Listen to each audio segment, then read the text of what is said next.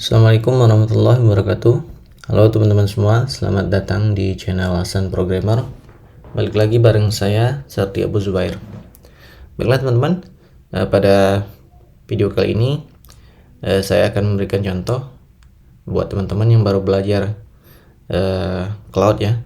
Di sini saya akan memberikan contoh bagaimana cara melakukan pemesanan cloud VPS ya teman-teman ya. Nah di sini saya akan contohkan kita akan pesan cloud VPS yang lokal aja teman-teman ya, yang Indo. Nah kalau teman-teman misalnya sudah expert, maksudnya sudah mengerti lebih jauh ya teman-teman ya mengenai cloud VPS, mungkin teman-teman bisa belajar cloud VPS yang luar sana teman-teman, kayak Amazon Web Service, AWS, GCP atau yang lainnya teman-teman ya. Nah di sini saya akan contohkan yang cloud lokal aja. Karena apa? Karena selain harganya murah juga fiturnya tidak sebanyak yang AWS ya teman-teman ya. Nah buat teman-teman yang baru belajar, kalau teman-teman langsung belajar AWS itu menurut saya itu akan bikin bingung gitu, karena fiturnya banyak, sangat banyak, kayak GCP juga teman-teman ya, Google Cloud. Nah ada baiknya mungkin di awal-awal kalau teman masih pemula, insyaallah teman-teman bagusnya itu teman-teman belajar yang cloud VPS yang tidak terlalu banyak fitur di dalamnya. Oke teman-teman, tanpa berlama-lama mungkin kita langsung saja teman-teman ya. Di sini saya akan contohkan beli cloud VPS lokal yang namanya Indo Cloud Host teman-teman ya. ID Cloud Host namanya. ID Cloud Host. Nah di sini halaman utama mereka. Nah di sini kita akan lihat produk mereka apa aja. Di sini untuk cloud and server, di sini ada cloud VPS, managed VPN, VPS, WHM, nah Kubernetes juga ada, server VPS, bare metal ada juga. Nah di sini saya akan contohkan cara beli yang cloud VPS-nya aja teman-teman ya. Di sini, nah di halaman di sini ini satu core, bisa minimalnya satu core. Sebenarnya setelah kita lihat di dalamnya tadi minimalnya itu 2 core ya teman-teman ya untuk CPU. Kalau yang satu core itu nggak bisa lagi kita beli. Nah itu nggak tahu saya kenapa, itu dari pihak ID Cloud Host-nya yang mungkin yang udah mengatur ya teman-teman ya, minimal spek yang bisa dibeli. Nah di sini teman-teman bisa lebih fleksibel ya teman-teman ya. Nah salah satu cloud VPS lokal yang fleksibel ini saya jumpai ini adalah ID Cloud Host. Nah yang lainnya itu masih per paket ya teman-teman ya. Nah buat teman-teman yang mau fleksibel scalingnya, teman-teman bisa pilih ID Cloud Host. Di sini teman-teman misalnya pilih yang RAM-nya 2 GB misalnya. Nah di sini terlihat nih berapa per bulan, per jamnya berapa cost yang perlu teman-teman keluarkan. Oke, langsung aja teman-teman ya, mungkin kita beli untuk yang spek segini. Coba kita tekan tombol buat sekarang. Oke, nah ini kebetulan saya sudah login ya teman-teman ya ke akun ID Cloud Host ini. Saya login pakai Google OAuth kemarin. Langsung aja teman-teman. Nah di sini teman-teman bisa lihat halaman konsolnya si ID Cloud Host ini seperti ini. Nah untuk teman-teman yang mau beli VPS, teman-teman bisa klik ini di virtual machine, compute. Nah kemudian teman-teman pilih sistem operasi yang teman-teman pakai ya.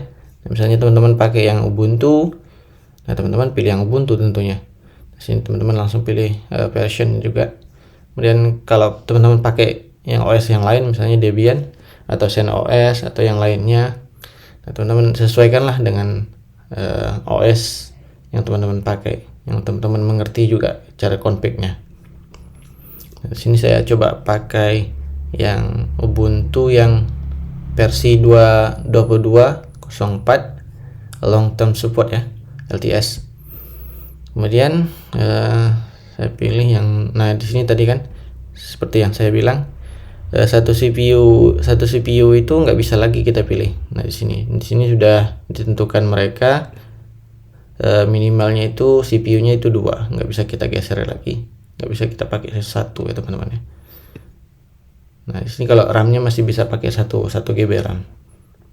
Nah di sini mungkin kita pakai yang 1 GB RAM nggak apa-apa, kita pakai yang 1 GB RAM aja.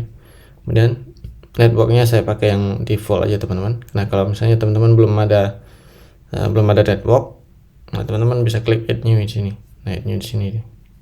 Nanti teman-teman bisa create network baru ya teman-teman ya. Coba saya kembali. Oh ini ngulang lagi. Oh enggak. Nah di sini tadi saya pakai 2 CPU. Oke di sini saya masukin username. Oh ya teman-teman. Di sini teman-teman perlu pilih location servernya teman-teman ya. Di sini saya pilih yang Singapura. Kenapa? Karena kebetulan wilayah saya itu lebih dekat ke Singapura teman-teman ya. Coba kita lihat map sebentar. Di sini saya tulis mungkin Kepulauan Riau.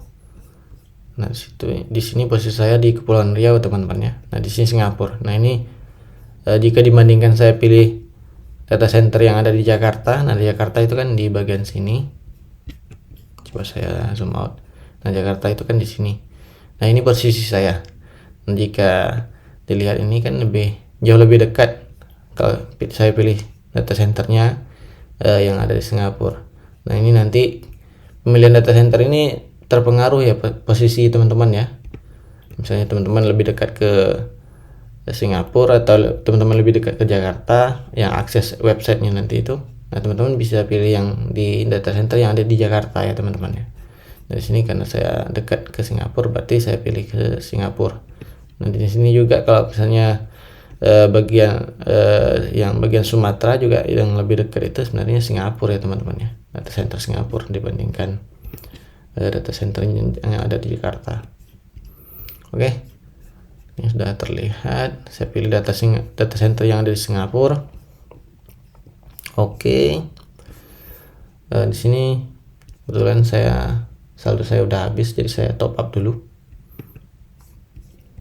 Sini saya akan top up pakai Shopee teman-teman ya. Nah sini sudah saya tambahkan Shopee. Misalnya teman-teman pakai yang VA virtual account yang lain, nah teman-teman bisa tambahin di sini. Tadi diklik add payment method, nah muncul seperti ini. Misalnya teman-teman adanya yang mandiri ya, teman-teman klik yang PA mandiri. Di sini saya pakai yang coba top up pakai yang QRIS saja.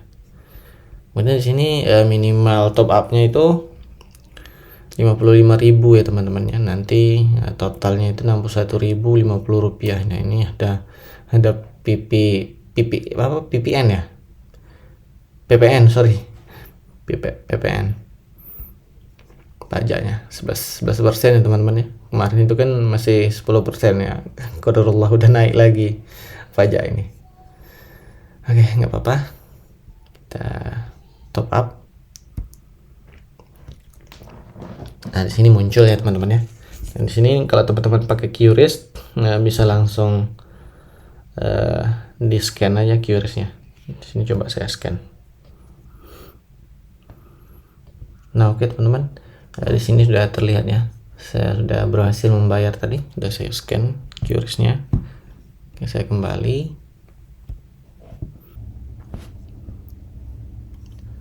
Nah di sini sudah masuk ya teman-teman ya saldo saya. Nah di sini kepotong karena apa? Karena sebelumnya tadi saya udah ada PPS yang sebelumnya saya nggak kebayar, jadi kepotong yang barusan saya top up. Oke, nggak apa-apa, ini kita lanjutin yang tadi. Nah di sini config-nya masih sama ya teman-teman ya, kita pakai yang 2 CPU, locationnya Singapura. Kemudian username-nya kita masukin Ubuntu aja, Ubuntu, dan masukin password.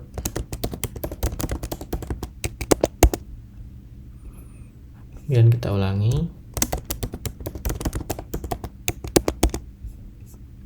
Oke, ini untuk paymentnya tadi yang udah kita top up.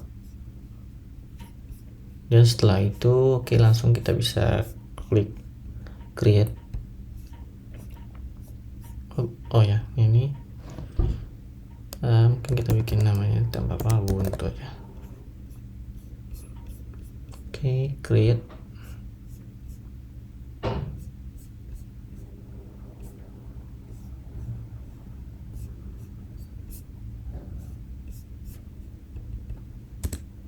Nah, ini masih proses teman-teman ya, masih proses build.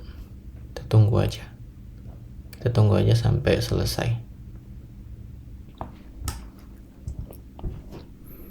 Nah, oke teman-teman, ini udah selesai ya proses buildnya tadi, proses create VM baru. Nah, ini kita tunggu, masih nunggu loadingnya. Oke, kalau sudah kita coba masuk ke SSH. Nah, di sini mungkin saya jelasin sedikitnya. Nah, dari setelah kita pesan tadi, kita otomatis dapat IP publicnya teman-teman ya. Nah, di sini IP publicnya sekian dapat, dan location kita ada di data centernya ada di Singapura. Nah, di sini estimasi untuk cost yang kita keluarkan per bulannya segini. Oke, ini udah. Nah, tadi kita pakai username-nya Ubuntu teman-teman ya. Coba kita masuk ke SSH-nya. Nah, di sini oke, yes. Ubuntu, saya masukin password saya. Oke, ini udah masuk teman-teman ya. Dari sini, oke. Nah, sini mungkin saya coba tes install Nginx aja teman-teman ya, supaya bisa cek nanti IP-nya di sini supaya bisa jalan. Nah, di sini coba ke install Nginx dulu. Sudo.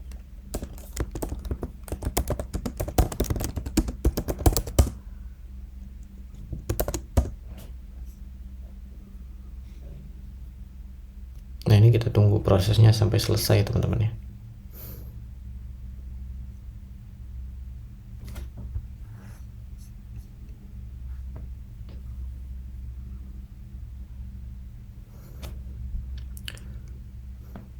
Oke teman-teman, ini udah selesai ya install Nginx-nya. Coba kita lihat udah jalan atau belum Nginx-nya.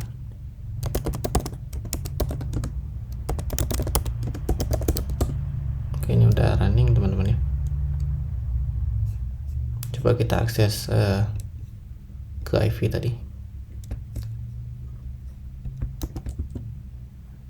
Oke, ini udah berfungsi ya teman-teman ya. IP public yang kita dapat tadi udah oke, udah sesuai, udah pastinya sesuai teman-teman ya. Oke, udah. Ini mungkin kita sekilas kita lihat, coba tes lihat benchmark dari PPS ini teman-teman ya.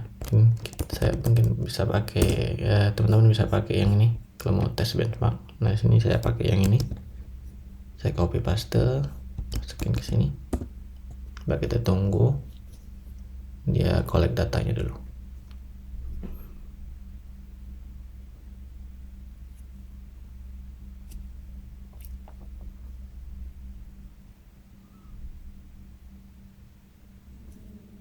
Nah, sini sudah muncul sebagian teman-teman ya. Untuk CPU core-nya tadi kita pakai 2 core minimal tadi teman-teman ya. Nah, di sini juga clock ininya server clock CPU-nya terlihat 2000-an MHz. Nah, ini sebenarnya kecil teman-teman ya. Biasanya itu 2000-an, 2500, 2600 itu paling minimal sebenarnya. Ini nggak tahu saya pakai, ya mereka pakai yang ini Intel Core prosesor yang Broadwell, kurang tahu speknya. Tapi ini kayaknya rendah teman-teman ya, termasuk yang agak rendah gitu. Tapi untuk teman-teman yang baru belajar atau aplikasi teman-teman nggak terlalu berat di proses makan CPU-nya, ini nggak apa-apa, ini udah bisa. Dan tadi total disknya tadi 20 GB teman-teman. atau storage kita. Oke, kemudian RAM-nya gini. Location oke, udah sesuai. Nah, untuk IO speed-nya segini teman-teman ya. Segini, ini rata-ratanya 45 ya kalau saya lihat average ya, ini 45 ya average-nya. Kalau mereka klaim NVMe ini patut kita pertanyakan teman-teman ya, kenapa IO speed-nya rendah sementara NVMe itu sekitar 500-an ya kalau nggak salah saya, atau berapa ya, teman-teman mungkin bisa komen di bawah mengenai kecepatan NVMe.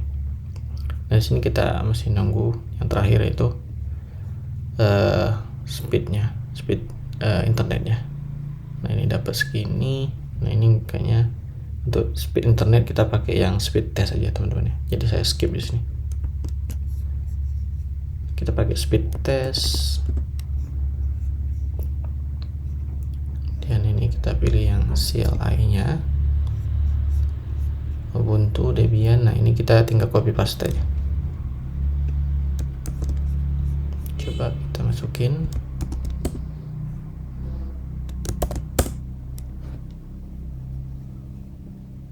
Oke, sambil nunggu saya copy paste yang satunya lagi.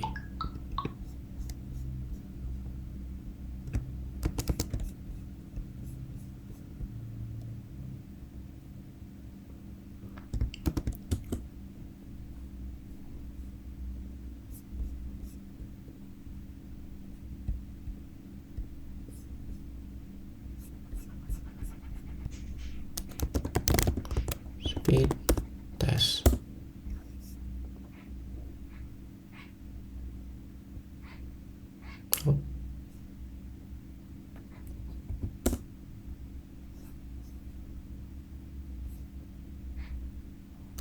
Nggak bisa teman-teman ya kita pakai speed testnya.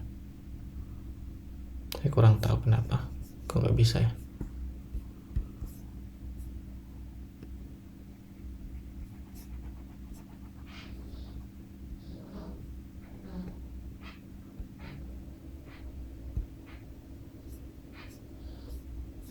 Oh, ini bukan. Ini saya kurang tahu ya teman-teman ya. Biasanya saya pakai yang speed test ini jalan, tapi nggak tahu ini kenapa nggak bisa jalan. Nggak apa-apa nih, untuk speed test nih kita pakai yang dari ini. Tadi dapat berapa ya? Nah, average-nya tadi yang pertama kita jalanin tadi dapat 40-an ya teman-teman. Nah, ini dapat 60-an lebih, 62,8.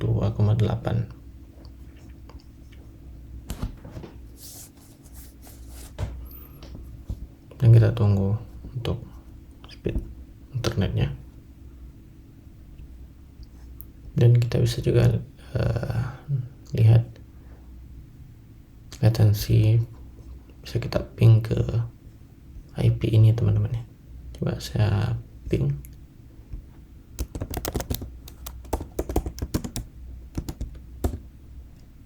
Nah, latensinya lumayan rendah ini teman-teman ya, 10. Nah, ini sesekali tinggi 9. Nah, ini dapat latensinya rendah. Ini kenapa? Karena memang data centernya dekat teman-teman. Data centernya dekat dengan wilayah saya di Singapura nih, data centernya. Oke. Ini speednya lumayan ya teman-teman. Sebenarnya ini nggak mewakili sebenarnya. Maksudnya ini ya, karena ini node-nya dari Amsterdam, Shanghai, Hong Kong. Sementara kita di Indo, harusnya ini pakai speed test CLI tadi sebenarnya. Tapi kenapa nggak jalan saya nggak tahu. Oke teman-teman, ini udah selesai ya untuk tutorial cara beli Cloud VPS lokal di ID Cloud Host. Jika ada pertanyaan silakan teman-teman tulis di kolom komentar. Demikian, jika tutorial ini bermanfaat, silakan like, komen, dan share. Demikian, wassalamualaikum warahmatullahi wabarakatuh.